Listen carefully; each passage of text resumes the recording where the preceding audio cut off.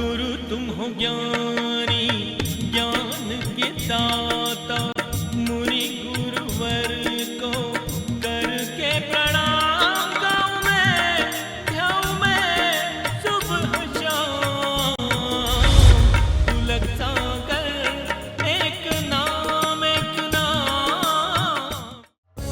इस कार्यक्रम के प्रसारण पुण्यार्जक परिवार हैं श्री सुधाकर जी अग्रवाल, जितेंद्र कुमार सुधाकर जी अग्रवाल, ट्रस्टी जिन शरणम तीर्थ, संरक्षक पुलक मंच परिवार श्री रामपुर, सौभाग्यवती प्रिया जितेंद्र कुमार अग्रवाल, अध्यक्षा पुलक मंच परिवार श्री रामपुर, राष्ट्रीय शिक्षा मंत्री पुलक मंच परिवार, संयोजिका जिन शरणम छात्रावास, अध्यक्षा आचार्य शांति सागर पाठशाला श्री रामपुर, कुमारी समृद्धि चिरंजीव सार्थक अग्रवाल परिवार श्री रामपुर, जैन एग्रो इंडस्ट्रीज, निर्माता कॉटन सीड ऑयल और एग्रो उत्पाद, plot number A180, MIDC Shri Rampur, जिला अहमदनगर, महाराष्ट्र। भगवान महावीर के अमर संदेश जीव दया की राह पर चलते हुए भारत गौरव राष्ट्र संत आचार्य श्री पुलक सागर जी गुरुदेव की प्रेरणा से वात्सल्य धारा ट्रस्ट द्वारा संचालित एक महान अभियान, शिक्षा और सेवा समय की मांग, वात्सल्य धारा एक समाधान, मानवीयता की दुनिया में बढ़ते कदम, वात्सल्य धारा एक प्रकल्प अनेक, सुशिक्षा सुस्वास्थ्य शिविर, औषधि वितरण, वात्सल्य धारा रुग्ण वाहिनी, अहिंसा प्रसाद, माँ जनवाणी संग्रहालय, जीव दया, गौ सेवा, कन्यादान, वात्सल्य धाम। सामर्थ्य अनुसार सहयोग राशि प्रदान कर हमसे जुड़ें। बैंक खाता विवरण निम्नवत है, अथवा आप अपनी धनराशि दिए गए QR कोड को स्कैन करके हमें UPI द्वारा सीधे भेज सकते हैं। आपके द्वारा दिया गया दान आयकर की धारा 80G के अंतर्गत कर मुक्त है। पूछताछ हेतु संपर्क करें। अपने अपने क्षेत्र और प्रांतों में मत बंटो। यदि इस देश में हिंदू होता ना, तो मैं आज बड़े बेहिचक होके बोल रहा हूं कि यदि इस देश में हिंदू होता, ब्राह्मण क्षत्रिय वैश्य तुम्हारे मंदिर तक सीमित रखो, समाज तक सीमित रखो, देश की जब बात आए तो सारा हिंदुस्तान में रहने वाला हिंदू एक हो जाना चाहिए। हमें क्या दिक्कत है? हमें कोई परेशानी नहीं है। मुसलमान अपनी तरह से इबादत करे, हमें क्या दिक्कत है? हिंदू अपनी तरह से पूजा करे, जैन अपनी तरफ से करे, ब्राह्मण अपनी परंपराओं, कोई दिक्कत नहीं है।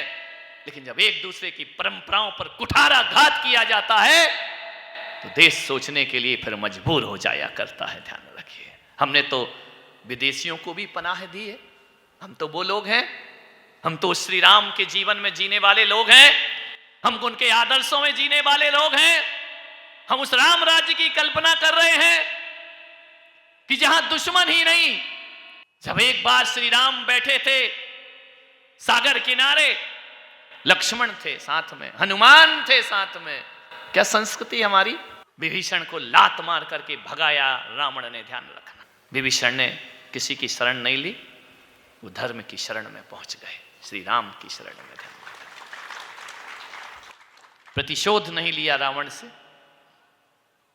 और जैसे ही पता चला कि लंका से कोई आ रहा है, राम अपने शिविर में बैठे हैं, लक्ष्मण ने कहा कि भैया लंका से शत्रु के गांव से कोई आ रहा है, शत्रु देश से, सावधान रहें। श्री राम ने कहा कि लक्ष्मण आने दो। पता चला कि कोई और नहीं, शत्रु का भाई विभीषण चला आ रहा है। राम ने, लक्ष्मण ने धनुष उठाया, शत्रु आ रहा है, सावधान रहो। राम ने कहा थोड़ा रुको। राम धीर वीर गंभीर, ध्यान रखना, जो विश्रय बिलखत फिरे केवट हो या निषाद, और धीर वीर रम रघुवीर के कोई न हर्ष विषाद। खड़े हैं धैर्य के साथ। उन्होंने कहा लक्ष्मण थोड़ा रुको। विभीषण गए, जाकर चरणों में प्रणाम किया। लक्ष्मण ने कहा कि भैया सावधान, ये राक्षसी वंश है, ये मायावी है, इनकी बातों में मत आना, सावधान रहो। धनुष उठा लिया, हनुमान ने गदा उठा ली। राम ने देखा कि विभीषण चरणों में नत हैं। उठे राम शिला से और विभीषण को अपने बाहुओं में भरा, आजान बाहुओं में गले लगा लिया। लक्ष्मण ने कहा कि दुश्मन के भाई को गले लगा रहे। राम ने कहा कि लक्ष्मण, मेरा दुश्मन वही है जो हथियार के साथ युद्ध के मैदान में खड़ा है, लेकिन जो चरणों में झुका है, राम उसे शत्रु नहीं अपना मित्र माना करते हैं। ये श्री राम का चरित्र रहा। हम तो वो लोग हैं जो दुश्मन के भाइयों को भी पनाह दिया करते हैं।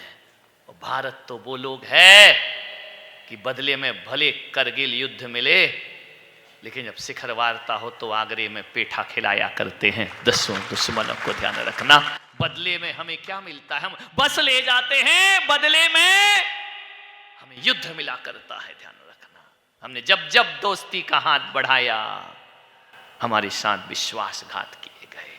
मान्यवर, विचार करो, मैं आगरा में मेरा चतुर्मास था। अटल जी उस समय प्रधानमंत्री थे, सन 2001 में शिखर वार्ता हुई, मुशर्रफ आए,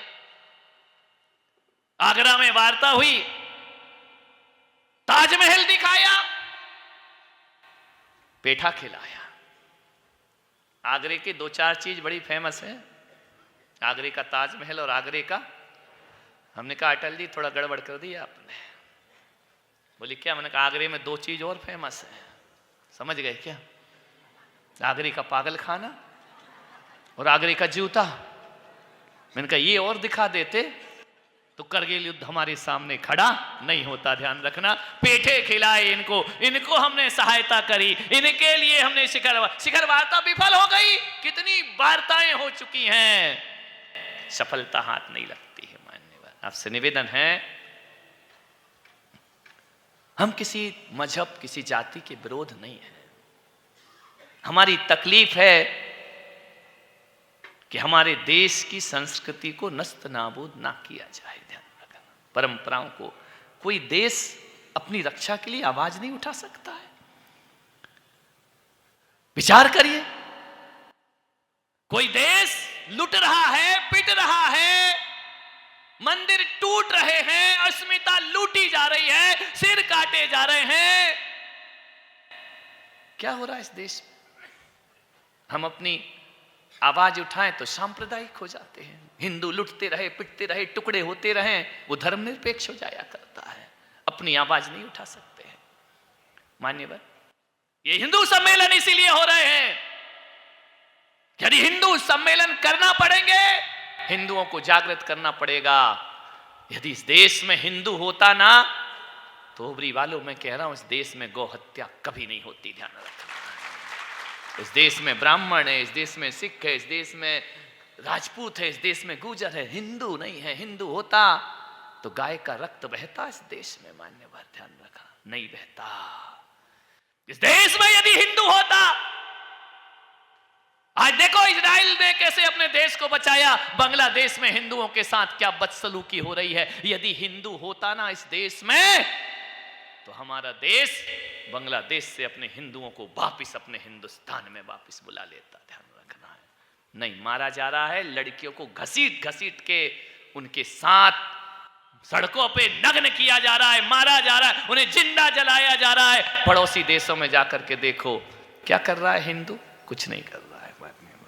सोचना है आप। इसलिए हिंदू सम्मेलन रखना जरूरी हो गया है पूरे देश में। इस देश में हिंदू होता तो दिन दहाड़े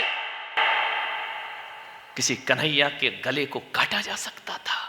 नहीं, किसी की हिम्मत नहीं होती मेरे भाई। मान्यवर, आपसे निवेदन है, इस देश में हिंदू होता तो पाल घर में हिंदू साधु को इस तरह से मारा जाता, तड़फा तड़फा करके। कहां है हिंदू? ध्यान रखिए, आपसे निवेदन है, बात बड़ी है, बात गहरी है। यदि इस देश में हिंदू होता तो किसी की हिम्मत थी कि भारत माता को डायन कह करके पुकारता, जवान खींच ली जाती। यदि इस देश में हिंदू होता तो तिरंगा जलाया नहीं जाता, उसे पैरों से रौंदा नहीं जाता। उस देश में हिंदू होता तो वंदे मातरम पर रोक लगाने की कोई हिम्मत नहीं कर सकता था। ध्यान रखिए, हिंदू ही तो नहीं है इस देश में। हिंदू पैदा करो, हिंदुत्व पैदा करो, अपने अंदर जागृत करो। हमारे देश में गालियां दी जाती, हमारे देश को पड़ोसी मुल्क यदि मैच जीत जाए तो हमारे देश में ईद मन जाती है। ध्यान रखना, खुशी हो जाती है, पाकिस्तान जीत गया, पाकिस्तान जीत गया।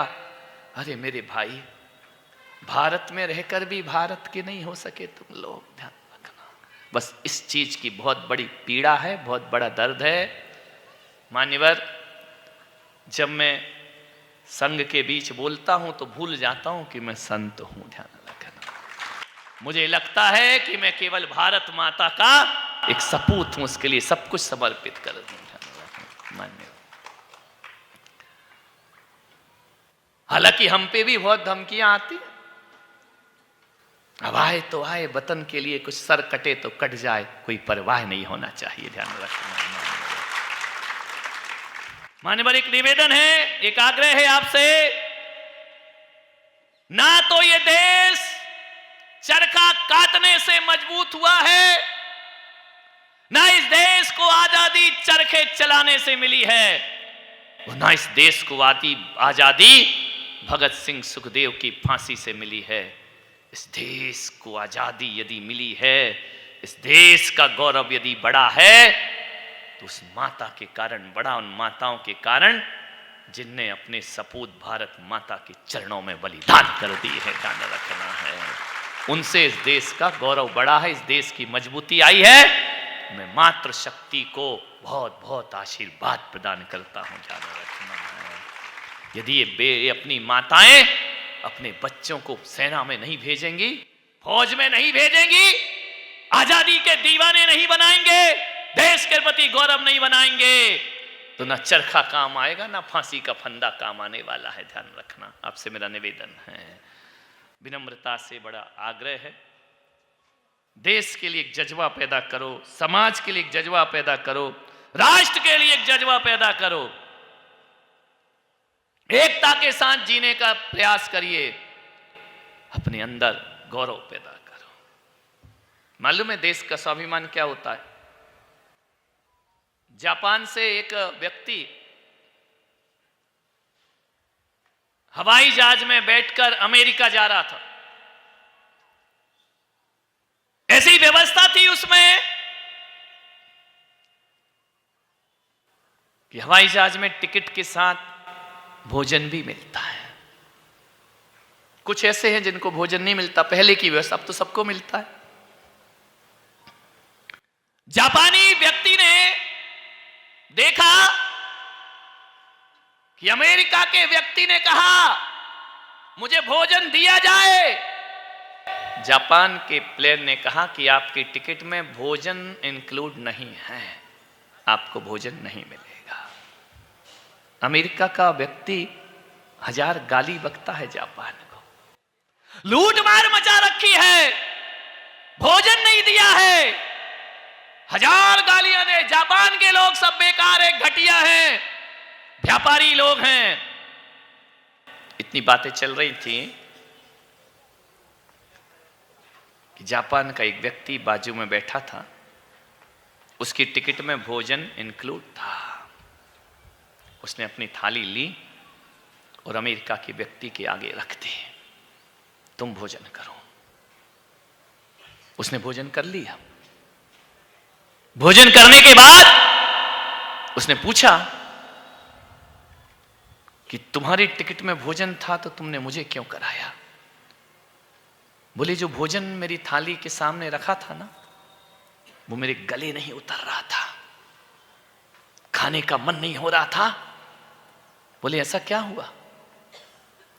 बोले मेरे देश को कोई गाली देगा तो मैं भोजन नहीं कर सकता हूं, तू भोजन कर ले, मैं भूखा अमेरिका चला जाऊंगा, मैं वहां जाके कर लूंगा, ये निवाला मेरे अंदर नहीं जाएगा, कोई मेरे वतन को यदि गालियां देगा।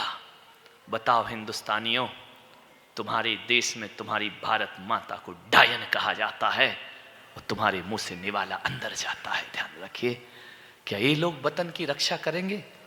भारत माता को गालियां दी जाती हैं, तिरंगा फाड़ा जाता है, जलाया जाता है, हम मजे से भोजन करते हैं अपने घरों में बैठकर। क्या होते हैं देशभक्ति, क्या होता है जज्बा, उसने कहा कि तेरे से बहस करने से अच्छा मैं अपनी थाली का भोजन तुझे करा देता हूं, लेकिन ए भाई, मेरे वतन को दी गई गालियां मैं बर्दाश्त नहीं करता हूं। उसने कहा क्या संदेश देना चाहते हो? वो संदेश देना चाहता था कि अपने वतन के लिए अपने अपने भोजन को भी छोड़ना पड़े तो जापानी छोड़ने को तैयार हुआ करता है। मेरा वतन मजबूत होना चाहिए। अरे अपनों से नाता तोड़ना पड़ता है, तब जाकर देश की रक्षा होती है, देश का स्वाभिमान जगता है। ना देश नहीं रहेगा तो धर्म कैसे रहेगा दुनिया में? धर्म नहीं रहेगा तो समाज कैसे रहेगी? और समाज नहीं रहेगा तो परिवार कैसे रहेगा? और परिवार नहीं रहेगा तो व्यक्ति जिंदा। अरे आग लेकर हाथ में पगले जलाता है किसे? आग लेकर हाथ में पगले जलाता है किसे? अगर ये बस्ती ना रही तो फिर तू कहां रह पाएगा? ध्यान रखना है, तू कहां रह पाएगा इस धरती पर? इतना ही कहूंगा कि देश के लिए कुछ करो, केवल सोशल मीडिया के लिए नहीं, रील के लिए देश के गीत मत गाओ। महाराणा प्रताप शिवाजी महाराज हमारे रक्त में, हमारी धड़कनों में धड़कना चाहिए। अकेले टैटू बनाने से कोई देशभक्त नहीं हो जाता मेरे भाई, ध्यान रखना है। भगवान महावीर के अमर संदेश जीव दया की राह पर चलते हुए भारत गौरव राष्ट्र संत आचार्य श्री पुलक सागर जी गुरुदेव की प्रेरणा से वात्सल्य धारा ट्रस्ट द्वारा संचालित एक महान अभियान, शिक्षा और सेवा समय की मांग, वात्सल्य धारा एक समाधान, मानवीयता की दुनिया में बढ़ते कदम, वात्सल्य धारा एक प्रकल्प अनेक, सुशिक्षा, सुस्वास्थ्य शिविर, औषधि वितरण, वात्सल्य धारा रुग्ण वाहिनी, अहिंसा प्रसाद, माँ जनवाणी संग्रहालय, जीव दया, गौ सेवा, कन्यादान, वात्सल्य धाम। सामर्थ्य अनुसार सहयोग राशि प्रदान कर हमसे जुड़ें। बैंक खाता विवरण निम्नवत है, अथवा आप अपनी धनराशि दिए गए QR कोड को स्कैन करके हमें UPI द्वारा सीधे भेज सकते हैं। आपके द्वारा दिया गया दान आयकर की धारा 80G के अंतर्गत कर मुक्त है। पूछताछ हेतु संपर्क करें। इस कार्यक्रम के प्रसारण पुण्यार्जक परिवार हैं श्री सुधाकर जी अग्रवाल, जितेंद्र कुमार सुधाकर जी अग्रवाल, ट्रस्टी जिन शरणम तीर्थ, संरक्षक पुलक मंच परिवार श्री रामपुर, सौभाग्यवती प्रिया जितेंद्र कुमार अग्रवाल, अध्यक्षा पुलक मंच परिवार श्री रामपुर, राष्ट्रीय शिक्षा मंत्री पुलक मंच परिवार, संयोजिका जिन शरणम छात्रावास, अध्यक्षा आचार्य शांति सागर पाठशाला श्री रामपुर, कुमारी समृद्धि चिरंजीव सार्थक अग्रवाल परिवार श्री रामपुर, जैन एग्रो इंडस्ट्रीज, निर्माता कॉटन सीड ऑयल और एग्रो उत्पाद, plot number A180, MIDC Shri Rampur, जिला अहमदनगर, महाराष्ट्र। गुरु तुम हो ज्ञानी, ज्ञान के दाता,